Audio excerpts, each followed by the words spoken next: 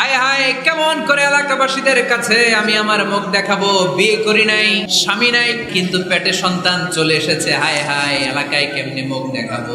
লজ্জায় পড়ে মারিয়াম আলাইহিস সালাম এলাকা থেকে চলে গেলেন। কি অবাক করে কাণ্ড! বাচ্চা ভূমিষ্ঠ হওয়ার জন্য, বড় হওয়ার জন্য 6 মাস 7 মাস লাগে নাই, পেটে বাচ্চা আসার সাথে সাথে বাচ্চাটারে বড় করে দিয়েছে কে? সাইয়্যিদাতুনা মারিয়াম আলাইহিস সালাম এবার বসে বললেন, বুঝতে আরম্ভ করলেন প্রেগন্যান্সির পেইন উঠেছে। হঠাৎ করে পেট থেকে বাচ্চা ভূমিষ্ঠ হয়ে যাওয়ার পরে উনি কাঁপতে আরম্ভ করলেন। ক্ষুধার চোটে খাবার কিছু নাই, সামনে ঝর্ণা, উপরে একটা খেজুর গাছ। সাইয়্যিদানা ঈসা আলাইহিস সালামকে কোলে নিয়ে মারিয়াম আলাইহিস সালাম মনে মনে ভাবে, হায় রে, কেউ যদি একটু খেজুর পেড়ে দিত, এই ক্ষুধার মুহূর্তে আমি খেজুর খেয়ে পেটের ক্ষুধা নিবারণ করতাম। রব্বুল আলামিন মারিয়ামকে উদ্দেশ্য করে আয়াত নাজিল করে দিলেন, ওয়া হুজ্জি ইলাইকি বিজিযইন নাখলাতি তুসাকিত আলাইকি রুতাবান জানিয়া।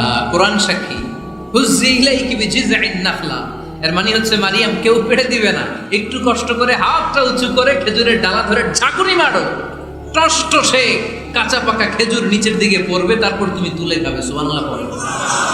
আল্লাহ চাইলে অটোমেটিক্যালি কারামাত হিসেবে খেজুরগুলো নিচে ফেলতে পারতেন না?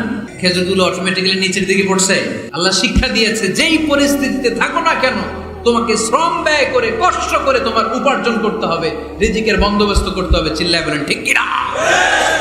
ইসলাম আমাদেরকে এটাই শিখিয়েছে, কাজে লজ্জা নাই।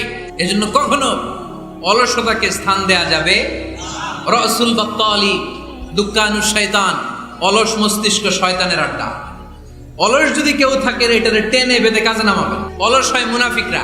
মুনাফিকরা যখন মানুষকে দেখানোর জন্য নামাজে যায়, ওই নামাজে তাদের ইখলাস নাই, ওই নামাজের ভেতরে তাদের কোনো খুশু খুদু নাই, ওই নামাজের ভেতরে আছে শুধু অলসতা। ওই নামাজে কি আছে?